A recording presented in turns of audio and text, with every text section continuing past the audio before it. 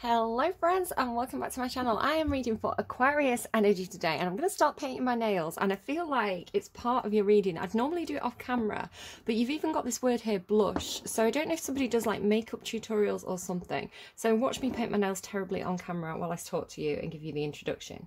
If you just want to skip straight to the cards, just kind of like skip forward on the video and scan until I start, until you see me playing around with the cards. But if you're here for the intuitive messages, then stick around, and at least this is watching me paint my nails might be giving you something to look at while I talk. So some of you may know that I have a guide that I associate with a very Aquarian like energy. So Aquarius is ruled by the planet Uranus, lol, and it's a planet about technology and the future and innovation, and kind of like doing things for the greater good and having kind of like a higher perspective. So being quite analytical and I don't know, but I have this guide that I connect to and I call him Starman, and he always comes through with this very kind of Aquarian like, almost like, how David Bowie had the alter ego, right? Like Ziggy Stardust, that very, and I think he played an alien in a movie, so it's like that kind of vibe is how I kind of picture it. And it always feels like when he comes in, he's talking to me from the moon. It feels like, it's really weird, it's like this alien up in space that's communicating to me psychically. And it's always felt like it's been at a distance and really lonely as well. It's like almost like Doctor Who, right? He's old and very kind, but he's the last of his kind. So floating around there up in space. And I'm not saying this is exactly what it is, but when I connect to that energy, this is kind of the storyline that goes with it. So yeah, up there in space, floating around, and then suddenly he encounters all this noise from this planet, because I think I was talking about it in the storytime reading. It's like, we're a really noisy planet. We're, so many people are on TikTok and Instagram and beaming our images and our opinions and our thoughts and our tweets and up into space, right? So it's like, if you think about how Wi-Fi works and things like that, how images and protons work, they go out in waves. So if you're beaming something up to the satellites, it's going to keep, echoing out into space. So this alien who thinks he's alone, being hit by all this information, it's like the planet's going, look at me, and then it's like he's using that, right? Using that technology to communicate with us. Because one way that I get intuitive messages that's incredibly kind of like profoundly accurate for me is I can ask a question and randomize the song on Spotify and it will answer my question like with uncanny relevance. So this literally happened for your reading. So I was already like, oh, hang on, Starman's here, Starman's coming through, or the reading wants to talk about Starman. And the second song that randomized for you was Man on the Moon. No, not Man on the Moon, Talking to the Moon by Bruno Mars. I'm talking to the moon, trying to get to you. So you do have this feeling. Now, I'm not saying that you're all talking to aliens up in space, but if anyone's doing it, it's probably an Aquarius. But it could be that you're at a considerable distance from somebody. You feel this kind of almost psychic connection with somebody. You're at a distance, maybe oceans apart, because I'm kind of getting oceans, like moon and oceans, like how the moon has an effect on the tides. And again, this is a really good example of like how you can't necessarily see it, right? You can see the moon, you can see the ocean, you can see the waves. You can't see the gravitational pull that the moon has on the waves, right? It's almost like, if you didn't know the science behind it, it's almost like magic. It's like the moon psychically connects with the waves. So I do think there's things that we don't understand yet. I do think, if you think about Wi-Fi, 50 years ago, 100 years ago, people would be like, oh my God, witchcraft, where now it's like just science that we understand better. So I do think that there's things that we don't understand, and I'm definitely tapping into something. I'm tapping into something that feels like the universe is talking to me, right? And I know it's legit. I know there's something going on, but it's just that we don't have the science behind it yet to kind of understand it thoroughly. So, Starman then. This last couple of weeks, there's been something odd going on with this energy. Now, I've always felt like like it's a companion, right? It's very Doctor Who, like it's a companion energy, like it's very it always feels just lonely and like it wants a friend kind of thing. And it used to come through this energy of like, I'm scared of coming closer, you know, like that David Bowie song where it's like The Man from Mars, is it? It's like, no, that's Blondie. I can't remember the song, but he's saying I want to come and talk to you, but I'm scared I'll blow your minds. He's like, he's scared that he's going to like literally blow up our minds with his psychic power or something. I don't know. Or it's going to appear in front of us and we're going to be like, what the heck? Like, you know, scared. So yeah, it's like scared that, you know, afraid that we're going to be afraid of it. Like we're going to think this is a monster, but it's like, I'm just going to help. I just want a friend. So, it's always felt really lovely to me, this energy. It's like one of my strongest guides. And, there's this, I have another guide that I call it the dragon, or this Plutonian guide, who has felt very, very, very, very close to me this last week and very protective, almost like a dog, right? It's like, you know, a dog with a little kid. It's like not letting anyone get close, and it's kind of completely cut me off from my other guides. So I wasn't able to connect. I haven't been able to connect to the Starman energy very well. You know, I've had to really kind of like really forcibly push through that kind of guardian energy to get to the Starman energy. It's like almost like a protective father, right, going, no, you can't talk to them, you know, I don't trust them, so I'm going to protect you. So again, neither is bad, but there's this like, I don't know, something going on between those two energies. So I'm like, I miss my guide. I miss being able to connect with that energy. But then it's like, it's brought in me this kind of distrust of like, well, why am I being protected from it? And like, is it safe? And so your other song that randomized first was Hounds of Love by Kate Bush, which was making me think of like, you know, the Vecna song from Stranger Things, like Running Up That Hill. It's like the song that they play to get away from Vecna. And so Hounds of Love, it's like, I don't know what's good for me. The hounds of love are calling me. I'm running through the forest, take my shoes off and throw them away. I don't know. It's got this, I don't know. And like this idea of like this alien that comes and sees you in your dreams, this alien that talks to you in your sleep, that you connect with psychically. I don't know. It's like, it's weird, right? But again, I feel like Aquarius, you're probably going to be the ones that get it. If anyone gets it, it's probably Aquarius. I'm just thinking of an Aquarius I work with who I imagine talking to about all this, and she'd just be like, what are you saying?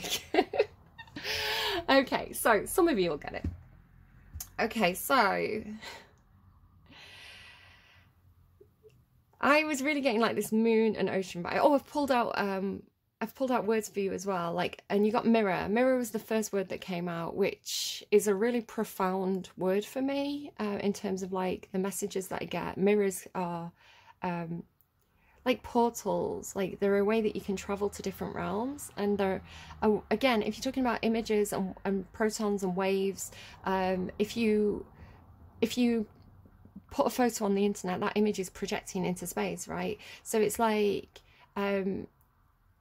just the way image travels, the way light travels, the way our image is projected. If I had this thing about, if you stood in a room full of mirrors, your image would be projected infinitely out into space, right?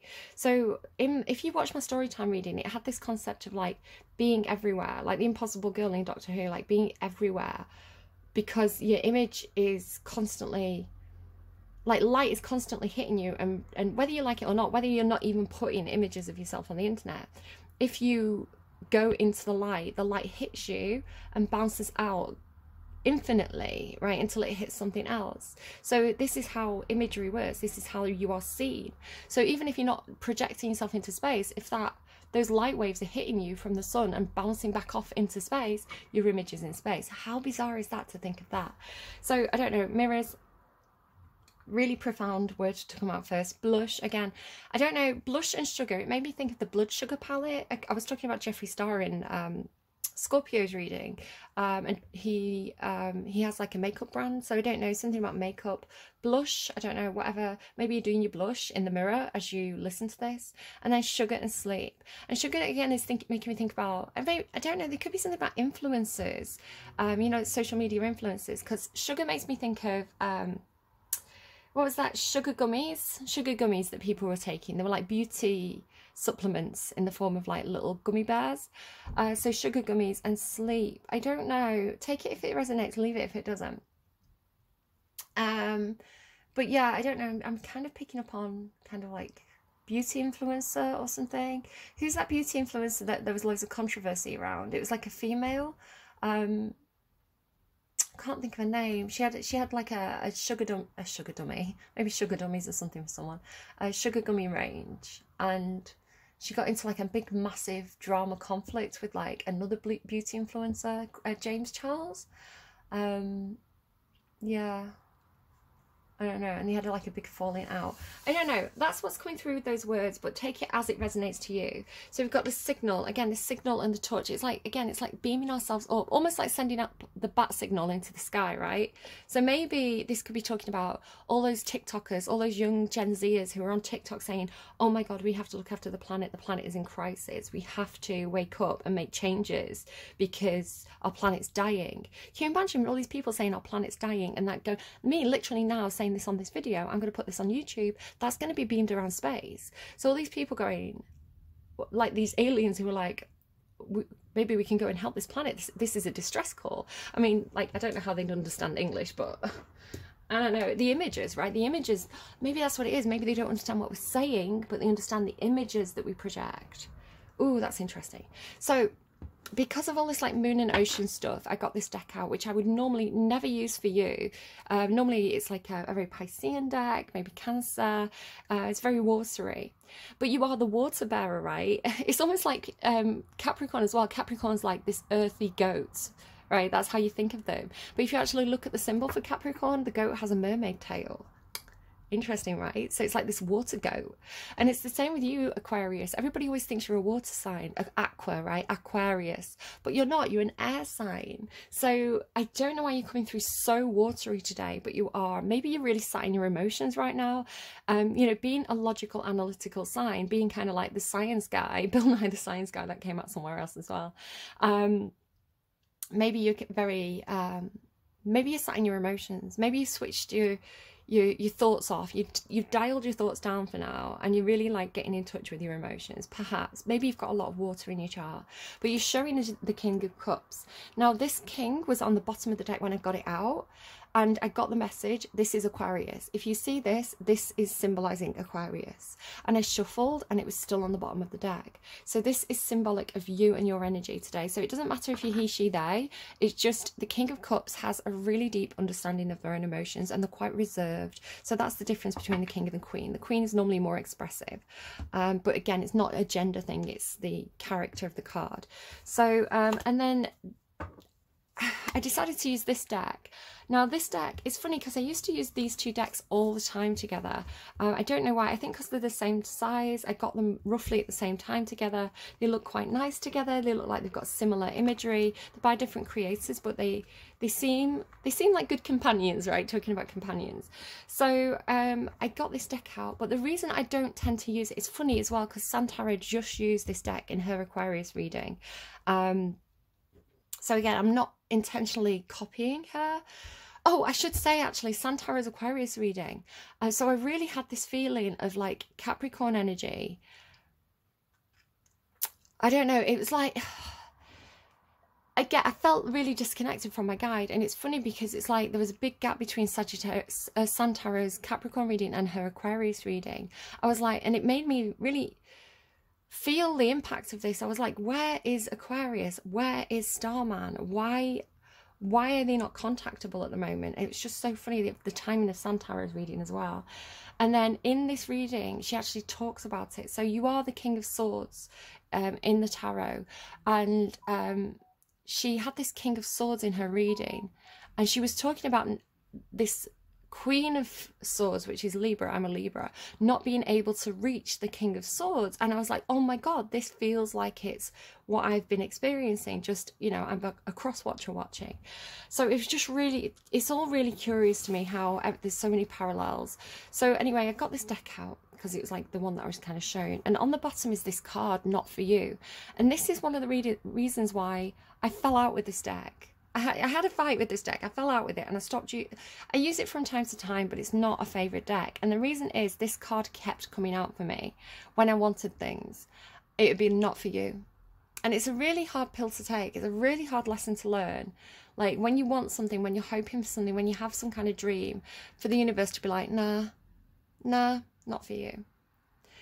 And it would repeatedly come out for me. And I got really salty about it. And this has been a whole thing for Libra as well. So I was like, do you know what? I don't want to see that card anymore. And I was at the point of like, do I just take that card out and leave it in the box? But you can't do that, right? You've got to let the messages come through that want to come through, whether you like them or not. So there's a lot of stuff going into your reading. We're 15 minutes in already. So I'm just going to actually drink some water.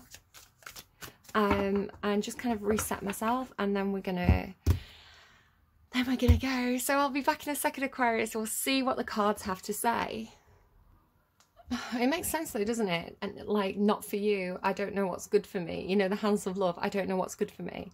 It's like the universe is like, we know what's good for you. This is not for you. But being determined to push through and get it anyway. Very similar to like the protective guardian dragon being like, no, you can't spend time with Starman, and me being like, but I want to, he's my friend, I might want to go on time travel adventures with him. It's like the universe is like, maybe this isn't the best idea. Have you seen what happened to all his other companions?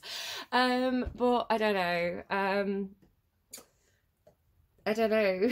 What was I also thinking while I was just kind of drinking my water? Oh, just, it's kind of upsetting as well, because I do associate it with, oh, maybe it's not, maybe it's time to go now. Maybe it's time to go and get in the TARDIS. It upsets me as well, because I do associate this Starman energy. My uncle was Aquarius, and he really had this quality to him, this kind of Starman quality. He was really into like X-Files and kind of things like that. I used to sit there and watch X-Files with him. So it makes me sad, because I'm like, why can't I, because I don't know if the Starman is my uncle. I don't know if it is an alien. It's just an energy, right? It could be applied to many different things. But because I associate it with my uncle, it was really like, where's my uncle gone? So anyway, let's go. And it's funny as well, because I think in that story time reading, I was talking about how the protective dragon energy was coming through like my uncle's dog. My uncle, maybe somebody's called Judy. My uncle's dog Judy, who used to, when my mum would try and kiss me, and my mum was lovely, right? She was just trying to like hug me and kiss me like a mum would. Judy would be really protective. She'd be like, no, this is my person. I'm her mother. And it had that kind of quality to it. It's funny. So again, it's like, maybe the dragon's wrong, maybe Judy was wrong, because my mum was a person trying to show me love. There was no danger to her, but the dog and the dragon perhaps are being overly protective, or maybe a bit possessive. I don't know. Let's go. So, how you perceive this situation, Aquarius? Strategy. Well, that makes sense. King of Swords, being strategic. No surprises there. Then maybe there's some kind of contract. I don't know. Strategy. Okay. Let's just have a closer look. Journal log. There's like all these coins here. What's that? Yeah, just all these different coins. This interesting kind of like pentagrammy effort here. A compass, all these scrolls. There's a telescope here, a key, like a little V down there. That's like a V for victory. Okay, so I don't know if any of that's particularly symbolic for any of you, if you're getting anything intuitively yourself. But contract as well there, strategy and contract. Okay, curious. What are you up to, Aquarius? What does Aquarius not know? I know that you see a lot, Aquarius. I know that you know most things, like the Queen of Swords. It's funny, Libra came out with this thing of like, they know, they're just pretending not to see it. They're just turning a blind eye to it. What does Aquarius not see? What is Aquarius's blind spot? What is Aquarius's blind spot? Archangel Michael. I'm not going to take this card because it went face down. I always take the card that is face up. But let's just see. Daughter of Romance. Well, I kind of want to put them together, I'm not going to lie. There you are, the thinking man, that's Aquarius. Okay, let's just bear in mind that the Daughter of Romance was there with Archangel Michael. You don't know that Archangel Michael's hanging around. Now, that's curious, because Archangel Michael is a guardian energy. It's one, I associate him again with another one of my guides. So my three main male guides, Starman, Dragon and Archangel Michael. And I'm showing you my hand because he's the first guide that came to me, and he would come in with this cold touch on my hand. And I'd be like, Archangel Michael's here. Now, I don't know if it's the Archangel Michael, right? I don't think I'm that special, but it's just the way, it's like I have to give words to these energies. I have to, it's here, it's here. I'm getting the touch on my hand. I have to give names to these energies. Oh, a really fun story, actually, if you want to talk about scientific proof. We were... how do I say it? So one day, I was messing around with one of those kind of Connect apps. So if you see them on Ghost Hunting Adventures, it's really here. It's really, really here, guys. So if you watch those Ghost Hunting Adventure videos where they have the Connect, and it beams like little lights around the room, and then if it maps onto a body, it has this little stick figure. I don't know if anyone of you have ever seen it. So you can download them for your phone. Kind of in the house, we were kind of messing around with one of these and beaming it around. And there was nothing. There was nothing. And I was like, right, okay, let me try and channel Archangel Michael. And I sat there and started channeling. And the second I felt the presence, an image popped up on the screen. Like... and then I felt really guilty. Then I felt really, really guilty because this guide is so special to me, to like turn it into a performance, you know, to turn it like a performing monkey, and to not, I felt as well bad because I hadn't warned it first. I hadn't said you're being recorded. So we deleted the video, which I know sounds really sus, right? But, and I've never done it again because it didn't feel right. It didn't feel right to do that. My hand is so cold. So yeah, I don't know. Archangel Michael as this energy, and again, it doesn't have to be Archangel Michael, that is a guardian, particularly a guardian of children, and a guardian against devil energy, which is really, really nice. The funny thing is, though, as well, I talk about this in the storytime reading, it wasn't the first time I kind of met the dragon energy, but it was the first time it appeared as a dragon. It's always been kind of anthropomorphic before that, and then it was like in meditation, it was like, come and meet this dragon in this cave, and the person who led me there was my Archangel Michael guide. And it was such a strange thing because this dragon almost feels like plutonic, or like, you know, devilish, like you know, it doesn't have a name. Like Starman is the Starman's name. Archangel Michael isn't Archangel Michael's name. This other guide, I call it the dragon, but it doesn't really have a name, which is suspicious.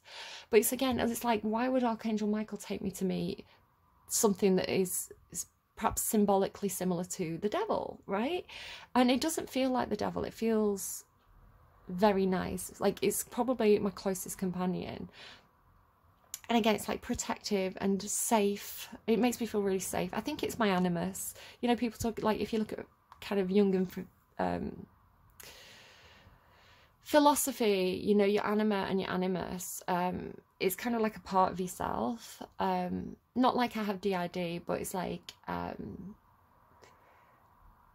imaginary friend that I've always had since childhood is the way I'd describe it. But it was really strange. It was really, really strange. Sorry, I'm having like a weird psychoanalysis thing. Scorpio did this to me once. So yeah, so you don't know this. You don't know that Archangel Michael's involved, or somebody representative of this energy. So this could be somebody. How do I ground this reading? I feel just wacky in this reading. So Archangel Michael could be symbolic of an actual person who is involved, but you're not aware of them. First chakra is your root chakra. So this is really about your stability, feeling like, if you know Maslow's hierarchy of needs, it's like really feeling like you're in a stable place, that you're supported, that you're being properly nurtured. So all those things that come with like the root system and root symbology. But you don't know this, right? We'll keep going because we'll get more information as we go.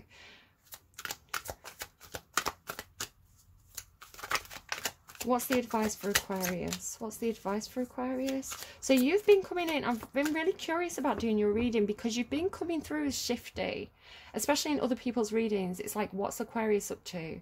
Why is Aquarius being so sneaky back there? right? And it's because you're planning, it's because you're coming up with this strategy, but it's making you feel untrustworthy. I don't think there's any reason why you would be untrustworthy, but I think it's almost like people get a sense that you're up to something, right? People get a sense of your mind ticking, and so they get a bit defensive or a bit kind of, until Aquarius plays the hand, until Aquarius plays the card, we can't really trust them.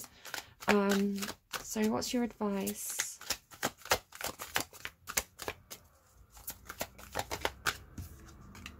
Community. I don't know, think of the greater good community. Look at this gorgeous six chakras. So that's like your third eye chakra, again, like psychic messages.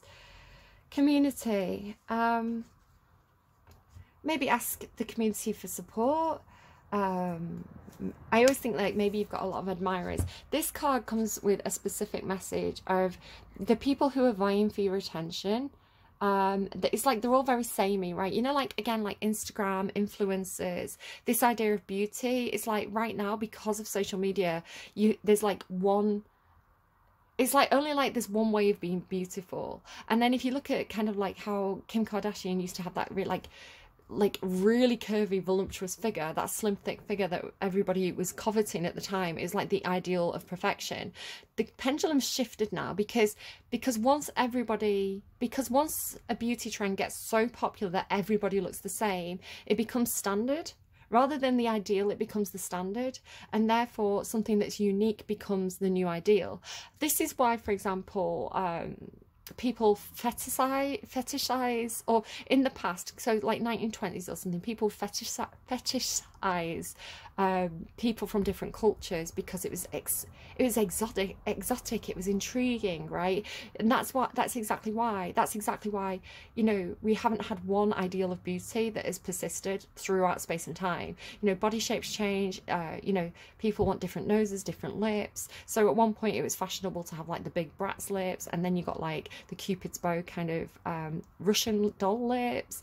It's like beauty standards change. So, you know, this is why girls are always changing the hair colour and things like this. So now Kim Kardashian has gone from that really curvy figure to like going much more slimmer, because the trend now is going to more like that 90s, I'm going to say like hero, the female of hero, right? Heroine chic. So it's, you know, that super skinny look, that kind of waif look is coming back in. So all these people who've been like injecting fat into the butts to give them that big gorgeous like shake it butt are now going, oh, let's get this fat dissolved so that we can have that nice skinny Kate Moss butt. I mean, both butts are nice, right? They're both great, they're both good butts.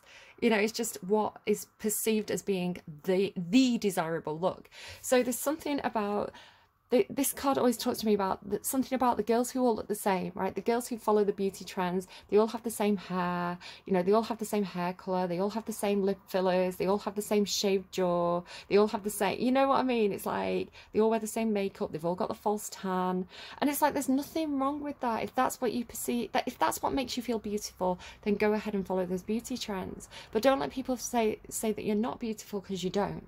Do you see what I mean? So the girl in red talks to me about the girl who's doing her own thing. The girl who's like, okay, so maybe like pale colours are in fashion, but I like red, so I'm going to wear red because I feel beautiful when I wear red. It doesn't matter if like I'm perceived as being beautiful because of the fashion trend. My beauty is for me, you know. So if just look at the poses, and like these girls are looking at us head on, right? They're trying to get our attention.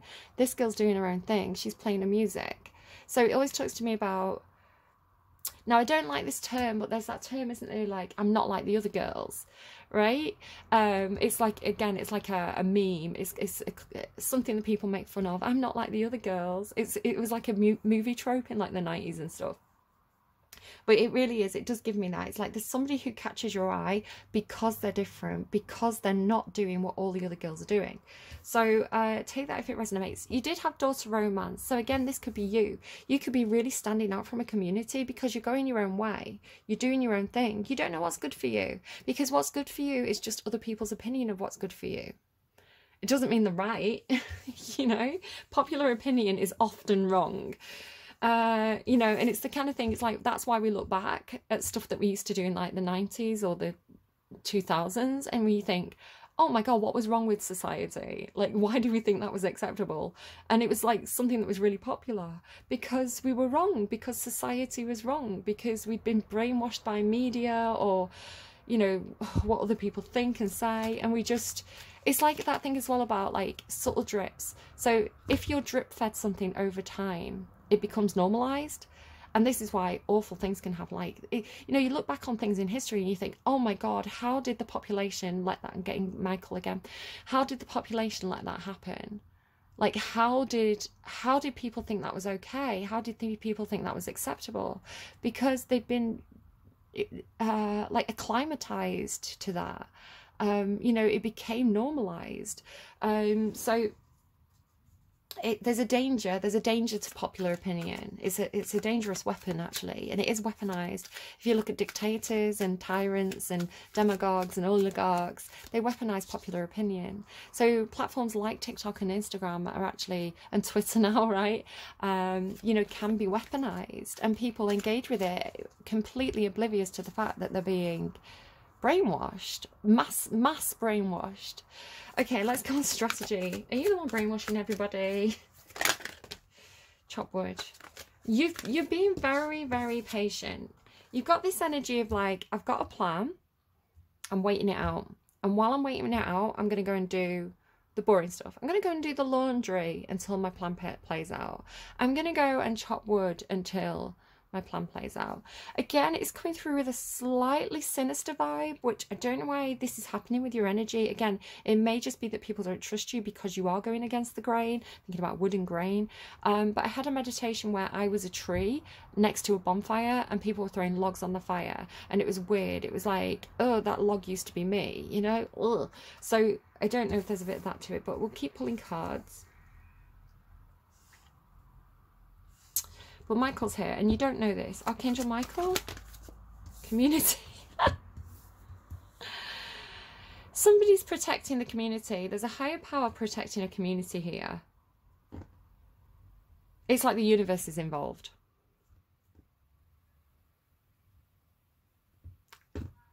I don't know what to say to you. I feel like there's somebody in your community who's acting like a protector of that community. Ow! That wasn't Michael. That felt like I say, normally it feels like, you know, like Archangel Michael has the sword. I always think it's like cold metal. It always feels like cold metal being on my hand here when Michael comes in. And that just felt like, oh, I just felt like someone had slammed my hand. Community. Clean it up, unfinished symphony. Clean it up, community, and clean it up. And this is what you're told to do. Clean up your act because you're in some kind of community and people are watching you. Unresolved business. Something that you still have left to do. Wrapping things up, right? Clean it up, unfinished symphony. Symphony, like wrapping things up with a community. Tying up loose ends with a community. Because there's people watching this expectation. You're really coming through with that reading. So I did this story time reading that was just like a dump of all the psychic stuff that I'd been picking up on the week beforehand. And I had a really rough week with it. And again, a lot of other tarot readers have all said the same thing. So something going on collectively with this. And then I went out for a walk the other day. And I was getting all this stuff about Adam and Eve and like the tree of knowledge and like how books come from trees. Books are like a way for us to pass knowledge on to each other. This is why we're not still like round a fire going, oh, I created fire, look what I have created. This is why, because we pass that knowledge down, which could be this, right? Passing the knowledge down. This giraffe, funnily enough, giraffes are a symbol of Aquarius energy for me. So this idea of like passing on information to the next generation and passing on accurate, valuable information to the next generation that they can make use of is why we can now go into space, right? Because we're building on the knowledge, which again, you've got root chakra here, right? So it's like we're building on the root system, we're building on the foundation that has been handed to us by our ancestors. So this is why, again, a very Aquarius topic, a very Aquarius theme. This is why progress. So it came through with this message when I was trying to do readings last week, and I had to take them down because I just sounded out of my mind in them. It had this whole thing of like being like Lucy, right, spread across time and space, like with the images, but also this idea of like, we started with fire and now look where we are, right? The human race, humanity, we started with, oh, fire, oh, fire burn, like, you know, fire cook meat, make chicken taste better, you know, like that kind of caveman, oh, fire. Oh, just to say as well, the idea that we were stupider in the past is not accurate. I think our brains, I mean, yeah, I think if you go back into like earlier forms of our evolution stages, we were stupider, but like Homo sapiens, our current race, right, our current animal type, I don't know what you call it, I'm not a biologist, like since we started this phase, we have been the same level of intelligence. We just haven't had access to the same amount of information. So we had to learn things as we went, right? We had to experience things, learn things, develop things. But we've always been as intelligent at the start of our journey here on Earth as we are right now. Our brains are the same. So even back then, we had the capacity to understand everything that we can understand now. It's just that we have things like the education system, we have like basic, you know, arithmetic, science lessons that we give to children, we have Google, we have libraries, we have schools, so universities, like our, you know, our parents tend to be fairly well educated. Even if you're not well educated, at least you've had access to information that you pass on to your kids. So your kids have this really good like starting point. It's like your kids come, it's almost like, again, I was talking about Fifth Element. So, you know, Lilu in Fifth Element, she is this alien, or she's like been created, right? And she's like reading books and like looking at like TV shows and things, and kind of like absorbing all this information really, really quickly of like the history of humanity. So your reading has something like this to it. Again, it could be cleaning up humanity, cleaning up, not in a kind of like Noah's flood kind of way, but in a, let's clean up the misinformation. Let's clear up the misinformation here. Let's make sure that the information we are passing on is accurate and not hearsay, because it's really important that for future generations, that the future communities, that they're building on solid foundations of information so that they can make that progress. Because it's, for example, you know, like when people burn books in history, it's to keep people naive, it's to keep people boxed in, right? So be very, very wary, I want to say, collectively, so this goes beyond Aquarius energy, of are we being fed legitimate information? Are we being blocked from accessing certain information? Why would people do that to us? You know, so if you look at Google's algorithm, search algorithm, will give you sponsored posts. So if people pay money to Google, their company will be at the top of a search, which means that you're not able to access a full range of opinions or information.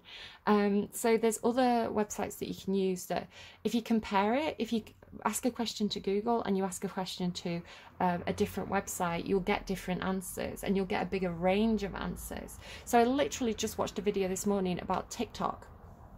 So the channel is The Take, and it was a video about the dangers of TikTok, basically, and false information. But they were saying in that video that Gen Z are using TikTok instead of Google to get information. So they will put things into the search bar in TikTok rather than the search bar in Google, because they're getting a better range of opinions, a better range of responses to that topic. So, which is very, very curious, because of course TikTok can be hugely exploited. So I don't know why all this is coming through. I don't know how it affects you personally. You do tend to be a sign, Aquarius, that thinks about society as a whole. You do think about the community, you do think about the collective, which I'm not surprised communities come out twice for you. So this does not feel like a personal reading. This feels like Aquarius energy and its interactions with others, interactions with media, electronics, and the people around you. So just to say, it may not be resonating on a personal level, but these may be topics that you've been thinking about. If it's not resonating at all, just leave it. Okay, they're wanting, really strangely now, they're wanting a totem for you. I would normally do this at the end of the video. The prince has been coming up constantly. Who is the prince? Are you the prince, Aquarius? Yeah, the prince, and then it's reversed after that. So, what is the prince? The ship? I don't know. If the prince means something to you, or you're understanding why this is coming through, please let me know, because this card has been coming out so much for the past sort of week and a half. And I'm not really getting a lot of information on it. Just keep seeing the prince. Four of Swords. So resting, healing, taking a time out, thinking things through, strategizing. Again, you've got this feeling, you've got this weird feeling of like being surrounded by people, right? Being surrounded by the community, but you're not accessible, right? It's almost like maybe having a social media break or something. You like, do you know what I mean? It's like you feel guarded, you feel like you're on ice, you feel, but I want to say everybody's concerned about you. Maybe everybody's noticed that you're not around, so they're like checking in on you, sending you messages, are you okay? Or maybe they just understand that you're an independent sign and sometimes you need your space. So they, you know, you've defined, it's like you've defined your personal space here. You've defined your accessibility options, and people are like respecting that, but they're still crowded around. Don't you feel like it's like the prince waiting to be woken up? You know, like the community waiting for the prince to wake up, or waiting for the prince to come out of that kind of hibernation mode, thinking things through and say, okay, this is the strategy. How curious. I was really excited to do your reading again because I felt disconnected from that Starman energy. I was like, where is Starman? What is Starman doing? Why can't I contact them? So funny. Temperance. I saw the Knight of Wands there as well. So patience. You're being very patient here. You're not making any rash decisions. You are balancing out your emotions and your passions. Yeah, being very kind of meditative, perhaps. Strategic, understanding that things take time. Alchemizing. Who had the alchemist? Somebody had the alchemist. Alchemizing things, mixing things together. See, it's maybe you're doing something because you've got this community. You might be doing something in your community where you're seeing who works well together. Maybe you are like some kind of boss or community coordinator. You're like, okay, we've got this individual, got this group. Who works well with who? Like if we put this person in the mix in this group, do they cause trouble? You know, do the energies melt? And it's not so much that you're like, this is a trouble causer, but you're like, you know, some people are loud. Some people need, you know, some groups need a loud, opinionated leader to kind of like break the glass, you know, break the glass ceiling and kind of like move things forward. You know, otherwise you end up with a group that's really passive and they don't do anything. So sometimes you need a loud person in a group to kind of like get them to move. But sometimes you can put the wrong loud person in a group and, you know, those people can feel really bullied and intimidated. So it's like you've got to get the right mix of energies. Who works well together, who doesn't work well together, how can we get the best out of each group? You feel like you're doing something like that. So yeah, strategy.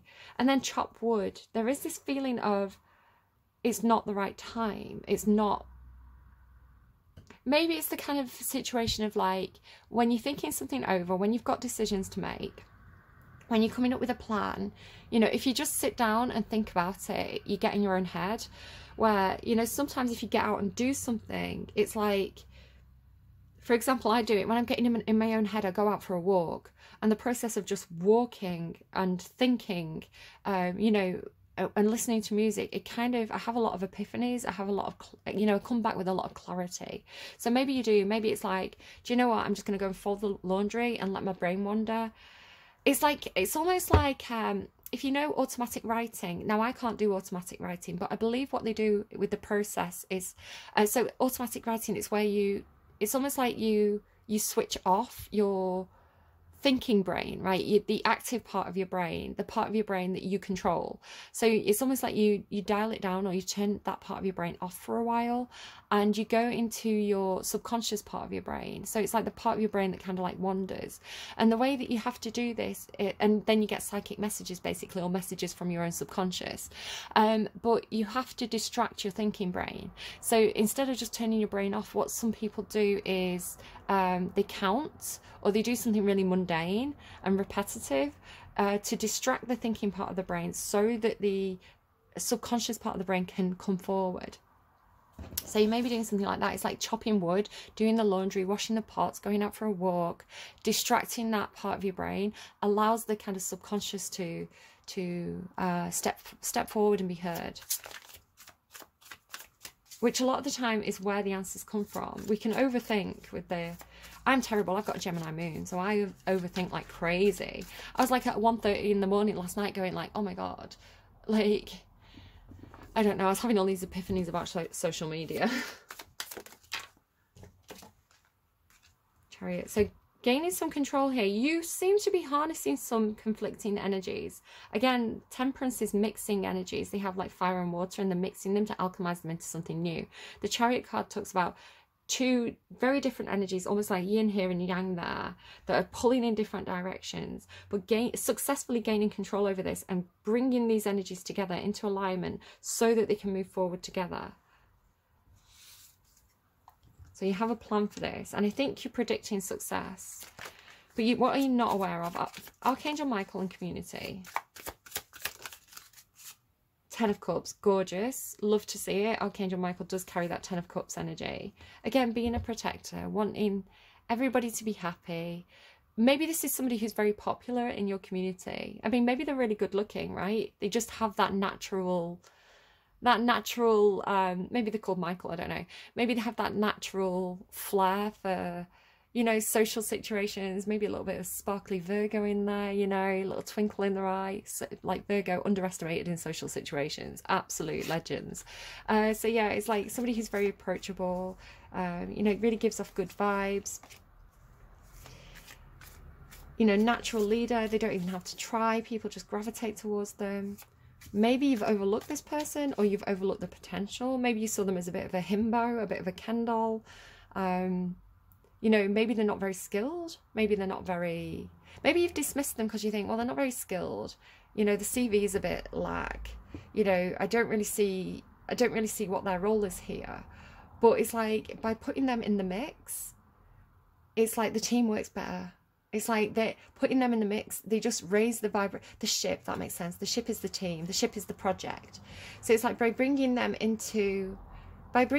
Michael onto the ship, it's like suddenly everything just flows better. Everybody's laughing, everybody's joking, you know, like, you know, the vibe is high, you know, everybody, you know, it's like just the mood is better in the room. And it's like, that's that person's worth. Their worth isn't a practical kind of worth, like a King of Pentacles kind of worth. Their worth is like the King of Wands kind of worth. That is just like, you know, everything just works better when they're around. Everybody's just happier when they're around. And yeah, they might not be the best at doing this thing. Yeah, they might need a bit of encouragement. They might be a bit lazy. But the overall productivity of the group is higher because people are vibing high, right? And there's an importance to that. So what else, please? They might be very, very good at like understanding what people need in the group as well. Like understanding... you know, understanding people on a social level, understanding people on a personal level. So it's the sort of person like, because how many of you have had managers who just don't understand the mood of the room? You know, like they just don't understand why someone's upset. They don't understand why someone's been rubbed up the wrong way. They don't understand why someone's being difficult or having difficulty with a certain task. Well, this person's like really socially intuitive. Maybe they've got water in the chart. It's like, they're like, oh yeah, Sonia's having a bad day because, you you know, her cat woke her up too early, and you know, she's doing the best she can, but she just needs a hug and someone to bring her a cup of tea, and she'll get through the day. And it's like the supervisor would never have seen all that, but this person just knows Sonia that well that they know what Sonia needs. So I don't know who Sonia is. Maybe you know a Sonia. Page of Swords, yeah, they're coming in with this. It's like they're a watcher energy. They're an information gatherer. So again, it could be like they're very popular in the community because they know, you know, the name of that person's cat, or you know, they know it. It's really giving me like. It really is giving me like Virgo vibes or Virgo placements. It's like, you know, how's your mum? Did she see the doctor? You know, it's like, how are your kids? But they know the kids' names. You know, it's that kind of person who, like, they have a genuine interest in the community, a genuine interest in the people around them. They're not just there for the money. They're not just there. You know, it's like, and the value, and the workplace doesn't value people like that as much as it should, because they really are like the glue that holds the ship together. It's like the sort of person, like, you don't value them until they leave and everything falls apart and everybody's miserable. And you think, it wasn't like that when Michael was here. Ace of Swords. So there's this truth. I think you're learning a truth about this person. This person could be speaking a truth about a community. You know, they could be the sort of person who, you know, maybe they've not got a lot of other skills, but they're the sort of person who can represent the community really well. So it's like they can come to you and say, as a kind of protector, as somebody who's standing up for people. Again, I'm getting that energy of like the lion, the Leo in the group. It's like so maybe like Virgo, Leo, cusp. It's like it doesn't have to be, by the way, it's just kind of the way the energy is coming through. So it's like they come in and they understand what the group needs, and the group aren't very good at advocating for themselves. You know, the group are scared of getting fired, scared of getting into trouble. So this person comes in and goes, let me explain what's going on here. Let me represent this group. Let me advocate for them. Let me be the middleman. You know, this is what the group needs. This is what we want. These are our demands. You know, we understand that you've got your own needs and demands as well. Can we negotiate a deal here? Can we get, do you know, it's like that person who speaks up for the group. So I love Michael's energy. Community, clean it up, unfinished symphony. So you're coming in with this. It could, do you know what? Because this is your energy. I don't know if this is an aspect of you that you don't see about yourself. That's really curious, because maybe you are the person in the group. You know, you are strategic, you are a planner, but you're forgetting the personal touch. It's like maybe you're applying for a job and you're like, oh, my CV feels a little bit light here. You're like, I'm really good at chopping the wood. How do I have success here?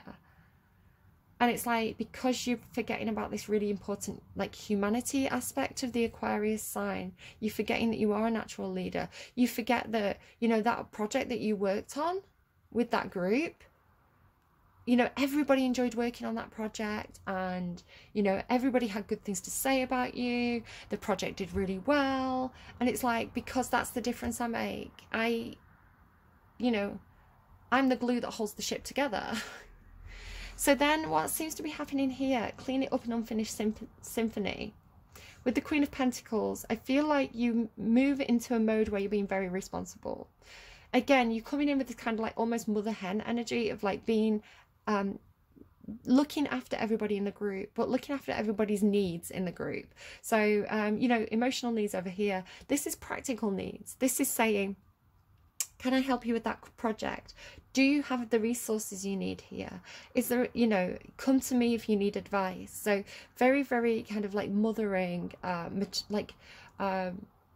practical based leadership here. Could be teaming up with somebody on a project or something, Queen of Pentacles. There's you need to make a decision. You need to be quite clear about the direction you're taking. And quite firm, I want to say, with that Queen of Pentacles there. You're waiting for your ships to come in. So you're waiting for something to happen. And in the meantime, with the chopped wood and all these cards, it's like, in the meantime, while you're waiting for something, you need to tidy up the loose ends of the previous thing. It's like, don't waste your time waiting for something to happen. You know, what can you do on this? You know, like, maybe you're very eager to move on, but it's like, no. Do what needs to be done with that old thing first. And then you've got justice. So this could be a new contract coming in. We did see contracts on the underlying. Legalities. It's in the upright, so this is really positive. If something's felt unfair in the past, it's going to be made fair. There could be some kind of, I don't know, legal framework or legal advice that comes into play. It feels like making things legitimate is the way it feels with that justice card there. 6 of Wands. And success. This is going to bring you success. I don't know. Aquarius, you're doing something interesting. So let's have a look at what's going on outside of you. What's affecting you? Why are you in 4 of Swords energy? What's got you into this 4 of Swords energy in the first place? There's stuff that you don't know. I don't know what it is, but there's something going on with the situation where you don't have all the answers, you don't have all the facts. Again, you've got this blind spot here. So because you don't have all the answers, it could be coming in with a little bit of fear for you. Again, you've got this idea of like someone at a distance from you. Look at the imagery, right? What was I saying and picking up on at the start? I was getting the moon and the ocean, right? And somebody at a distance from you. So somebody at a distance from you and you don't have all the answers. Tell me about Temperance. Tell me about Temperance. Is that in the upright or the reverse? Okay. I feel like you could be waiting for somebody else to make a decision. This 3 of Wands over here, this person or this situation has it here. There's this feeling of like needing to make a decision. Once a clear decision is made, there's this waiting process for, you know, the thing that you're waiting for to come around, the opportunity to come around. It's got this feeling of like waiting for something. With chopped wood, 3 of Wands. Again, it's got, maybe it's something to do with travel, like waiting for that person to come to you, or this person's waiting for you to go to them. Maybe there's like a trip involved, it's across water, like watching the horizon, right? It's like, but not the right time. Tell me about Chariot for Aquarius. Okay, I'm seeing the King of Wands. He's hiding, but I'm going to take it. So here's that kind of Leo energy. So I'm associating this with whatever's going on up here, and it's showing as an energy outside of you. So you could very well be dealing with a Leo, you don't have to be, but somebody around you. With this Chariot energy, this idea of like bringing, I really feel like this is somebody that you're working with. The Chariot energy being like bringing opposing energies together to be able to go ahead with something. It could be something to do with cars as well. The Chariot can symbolize cars. The King of Wands is, again, it's like this natural leader. They're very, very passionate and very focused about what excites them, what they want. So again, they come to a project with a huge amount of energy, a huge amount of drive, a huge amount of passion. They really, really show up. So again, they're a natural leader, very charismatic, very magnetic. Anyone in this energy, and again, anyone can be in this energy at any time. It doesn't have to be a Leo. When people are sat in this King of Wands energy, they're not impulsive in kind of a negative, destructive way, but they really know how to channel all that excitement and drive and enthusiasm and passion and creative spontaneity into in a very focused and determined way. So absolutely a brilliant person to have on any team. I once had a Leo boss, and he was that type of person. He came in, didn't know a huge amount. It's like he probably got the job based on charm alone. Right? And me as a Libran Queen of Swords with a Capricorn Lilith placement, imposter syndrome, I knew everything. I knew how to do, not every single thing, but 90% of the job I knew in and out, right? I really knew what I was doing. And so I had this manager come in who's this gorgeous character. He was a lovely, lovely boss, absolutely lovely boss, very warm, made me feel so valued, really came to me for that advice. You know, he's like, you know, he understood you know, he came to me with that kind of like, let's make things work, let's build the ship together energy of like, he didn't come in like, I'm your boss, do as I'm told. He was like, you're a valued member of the team. You have a lot of information that I don't have. You know, I don't know how to do this thing. How, you know, and he really, really valued my advice and my opinion, and like took action on it and took my ideas and my thoughts involved. gorgeous, gorgeous person to work for. And yeah, and it didn't matter. It didn't matter that he wasn't that skilled, because a natural leader, if you look at like UK politics, right, it's like you have things like the Chancellor of Exchequer, who's never done anything with money before, but they've got the natural leadership skills to be like, okay, who are my, you know, I'm going to get a team of advisors. I'm going to make decisions based on, you know, the knowledge of others, but I'm going to pull the ship together. I'm going to be the decision maker. I'm going to be the figurehead. So it's not necessarily about having the practical knowledge as it is about having those leadership qualities. So again, like, I think this person could be really, really important if you're trying to put a team together.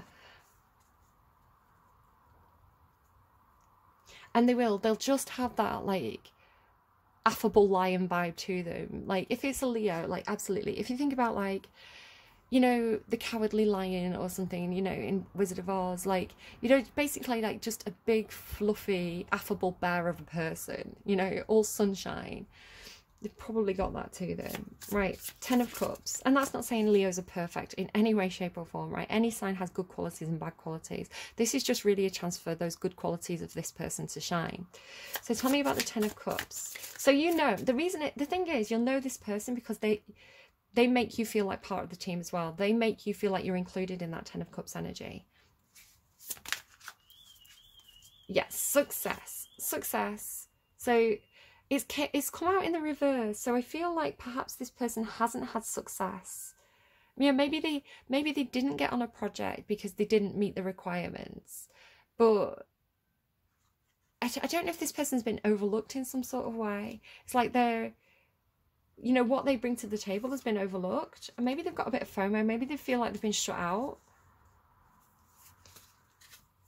But again, 6 of Wands, very Leo energy. It's like they're really good. They're probably really good in front of the camera as well. If you've got to do any promo, if you've got to do TikToks to promote your business, this is probably the person who's going to absolutely, like, you know, they really have that quality. Like, I feel like maybe like Leo, Virgo, cusp, if I was going to be really specific, of just being really,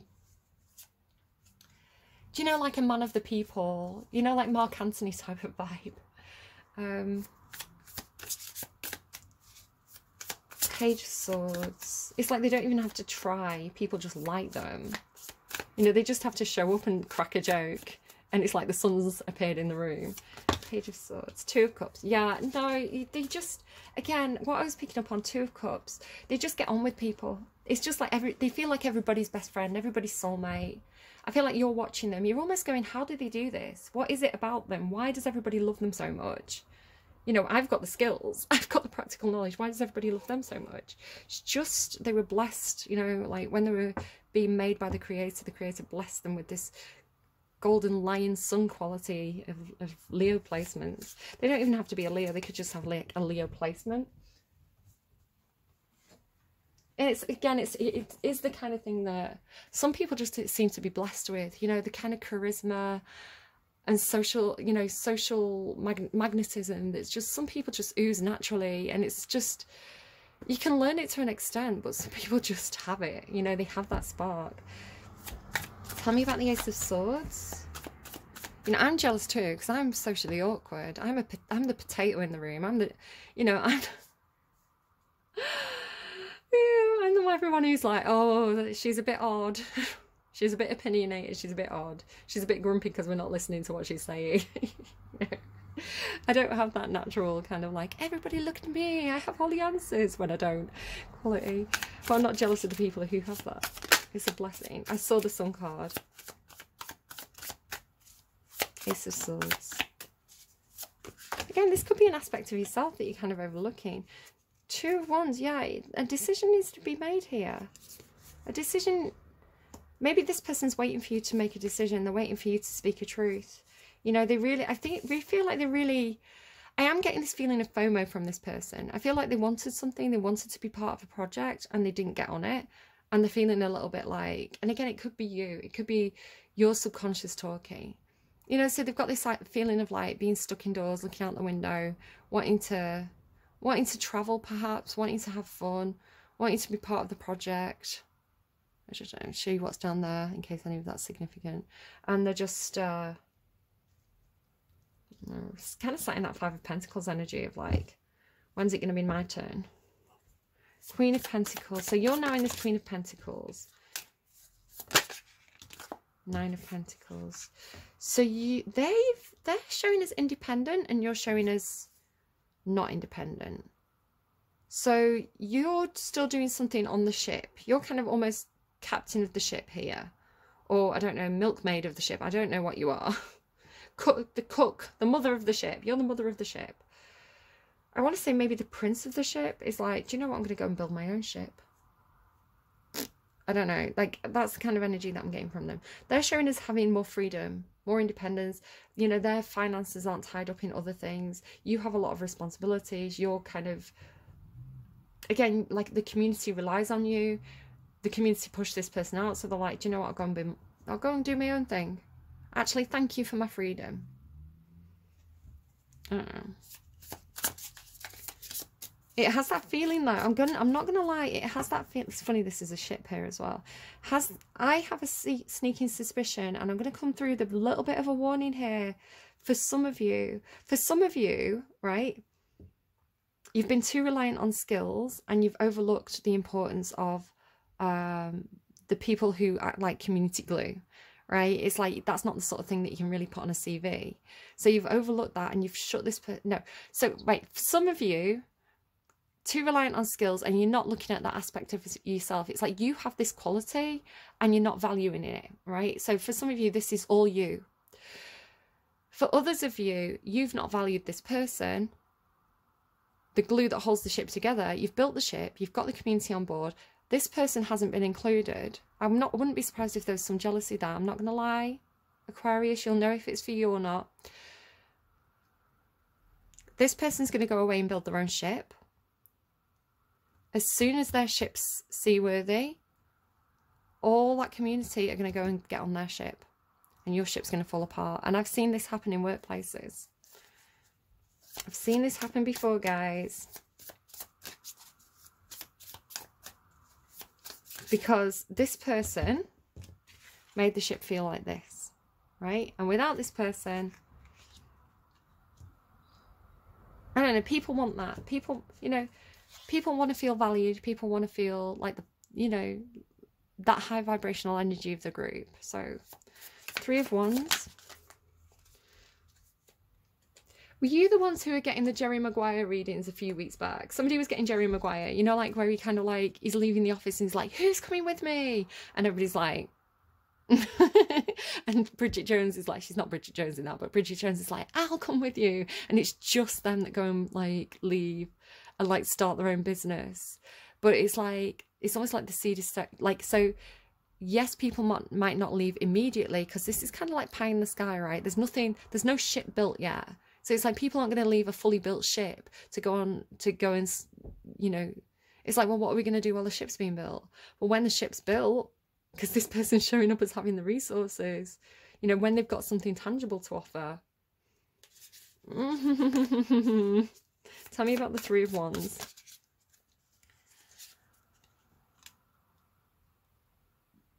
They're showing this High Priestess energy. Ooh, I don't know, Aquarius, some of you might be in trouble here. Maybe some of you are cross-watching for an Aquarius. Again, some of you, it's just an aspect of yourself that you haven't valued.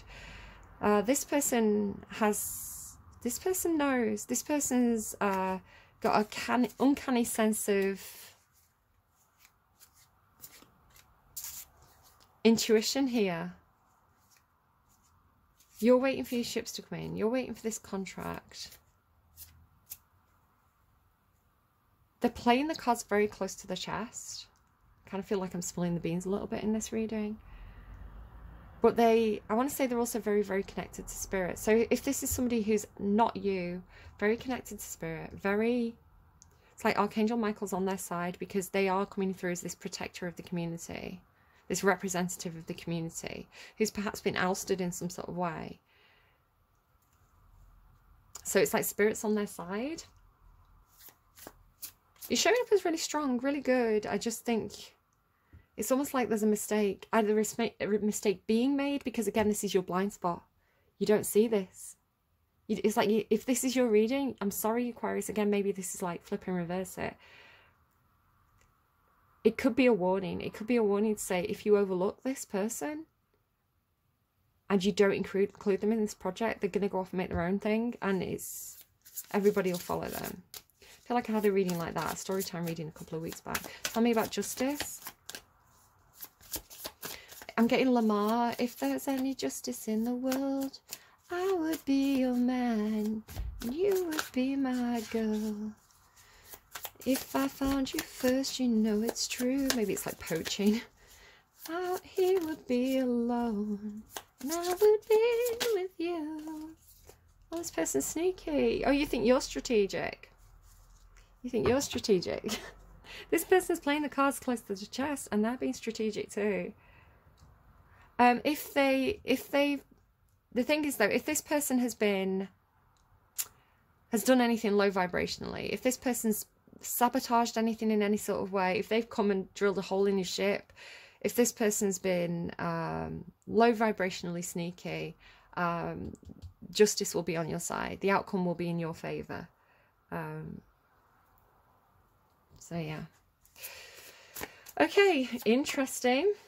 Hierophant there as well. Yeah, no, spirit's involved in whatever's going on, because spirit likes the community to be happy. Whoever is doing right by the community is gonna have spirit's back, is the biggest message that I can pull from this reading. So what I'm gonna do is I'm gonna get a totem for you for the next week. So watch out for this. Take it as a sign from spirit to point you in the right direction, to give you a heads up. So if you see this, if it comes up in conversation, if you see it in a piece of artwork, if you see it on the telly, just pay attention to what you were thinking, talking about. What is that thing doing? So if it's like an animal, how is that animal behaving? It could tell you something about your own situation. So what is the totem for Aquarius, please? Okay, so I'm going to take Mars, and I'm also going to take the Queen, just because of the way I've caught it. Mars and the Queen. So I won't try and interpret them. Just make a note of them, maybe on your phone or something. Mars, the Queen. If these things come up for you, pay attention. Do you know what's really funny?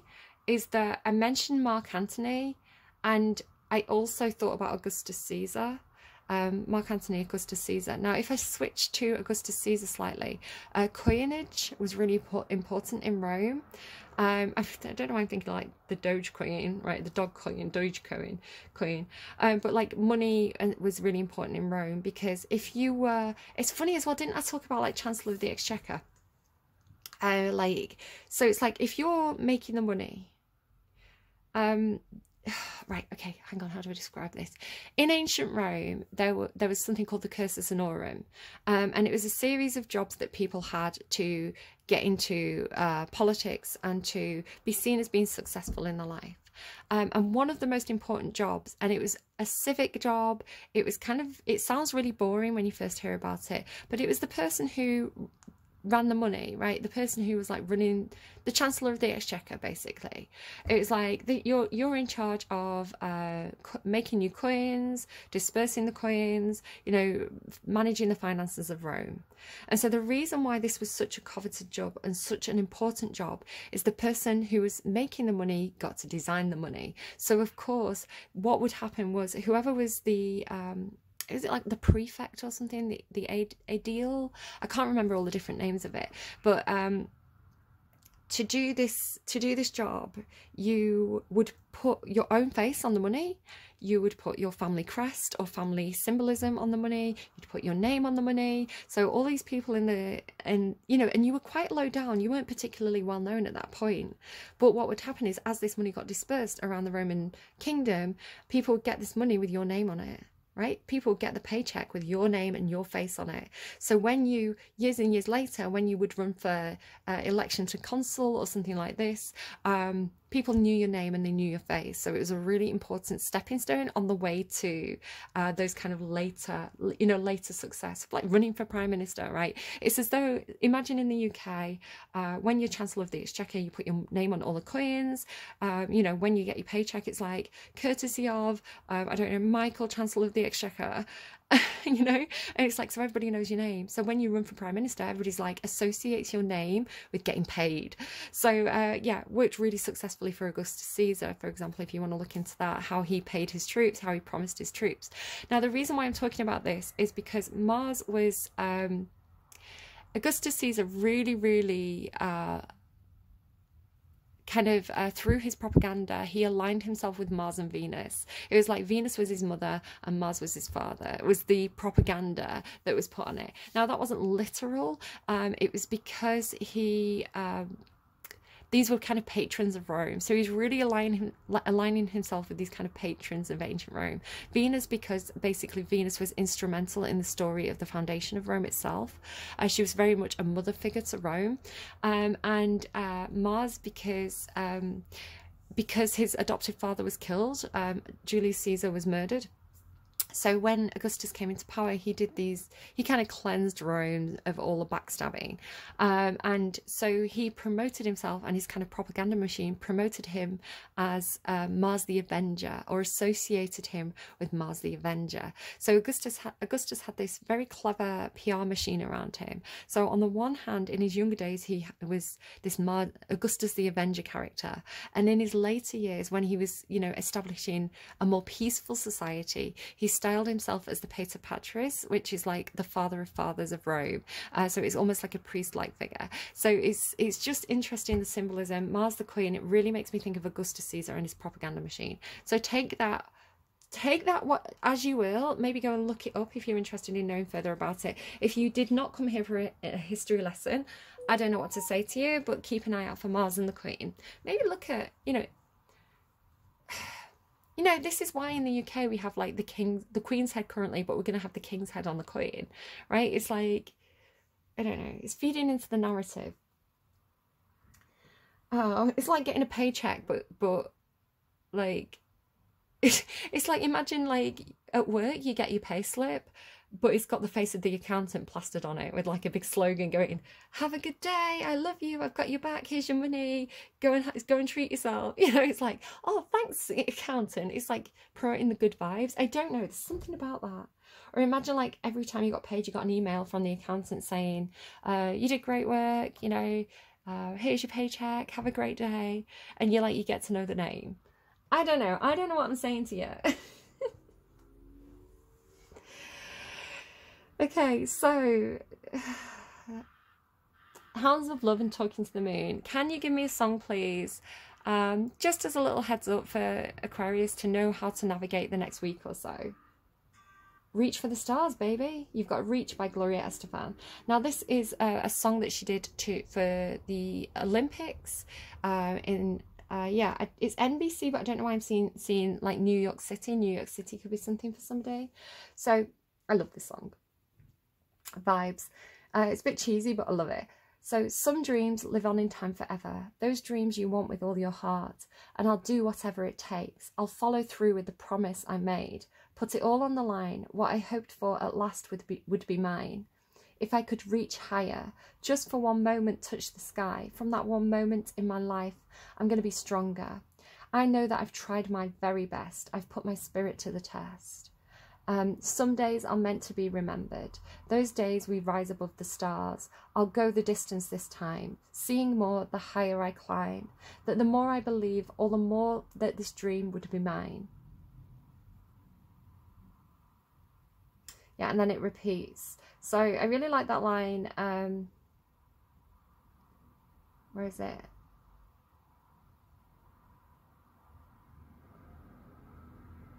I'll go the distance this time, and there's something else. I know that I've tried my very best. Right? It's like, even if you don't win, even if you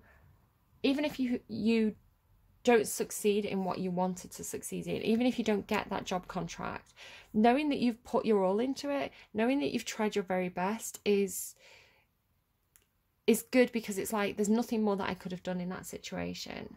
You know, I tried my best. And yeah, maybe I'm not pleased with how the situation turned out, but all those other factors were out of my hands, or they were out of my field of knowledge. I couldn't have done anything differently other than put my all into that. I don't know. And that is success. That is success, because you know, if something fails, even though you tried your very best, it's like, well, at least it wasn't on me. Whereas if something fails and you were half-hearted about it, you've always got that regret of, oh, I should have put more effort into it. The thing with the King of Wands, if they have to be passionate about it, they have to care in the first place, otherwise they're not going to put any effort into it at all, basically. If they care about something, if they're passionate about something, they put their all into it. And normally when you put your all into something and you put your passion into something because you care about it deeply, it turns out for the best. And again, if it doesn't, at least you've had that personal success of knowing that you tried. All right, I hope this was really helpful to you. It was a long reading, those 20 minutes at the beginning where I just talk about my own Starman and where has he gone? I don't know, but it seemed to come into your reading at the beginning there. All right, I hope this was really helpful to you. Please take care. Watch out for those people who play the role of the glue in the community, because they're really important. Yeah, don't forget about them. And other than that, you seem to be doing really well. Like, keep high vibrational, keep caring for people. Good work, Aquarius. Take care. I'll see you again soon.